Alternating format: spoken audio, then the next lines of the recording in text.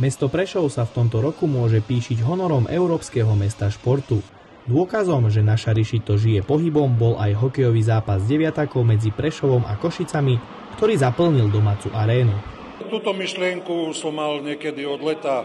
Inšpirovali ma akcie mesta v rámci honoru Európske mesto športu 2025. Inšpiráciou mi boli zápasy 18-ky s A-mústvami, či z prvej ligy alebo z extraligy. Tak sme sa pustili s priateľmi do toho a oslovili sme mesto. Prostredníctvom mesta sme oslovili školy a chvála Bohu sa to podarilo naplniť spokojnosti. Zápas si v hľadisku užilo 1807 žiakov a študentov z prešovských škôl. Páči sa mi tu veľmi dobre, dobrá atmosféra a dobrá hudba. Hrajú veľmi dobre, ale niekedy nedajú šance, z ktorých mohli dať gól. Vyrovnaný duel rozhodol v 55. minúte útočník Oceľarov Martin Repasky, ktorý stanovil konečné skóre zápasu 2-1 pre Košice.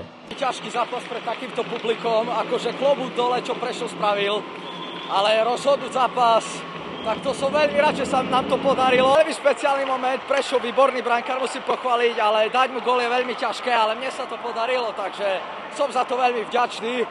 Na zápasy mládeže si zväčša nájdu cestu len rodiny hráčov. Čeliť takmer 2000-ovej návšteve bola výzva aj pre trénerov. Že niekedy im zakričím aj zo striedačky počas hry a počujú to. V dnešnej atmosfére to nebolo počuť. To nedalo. My tiež nie sme zvyknutí na hluk, hej, že proste zakričíme chalanov, vedia. Hej, teraz to bolo trošku iné.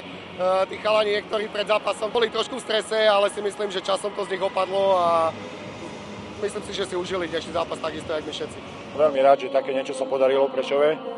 A je to fakt dobrá akcia pre tých mladých chlapcov, žiakov, aby sa prišli do nášho kolektívu a nech vidia, že sa to robí šport, ktorý momentálne baví Slovensko.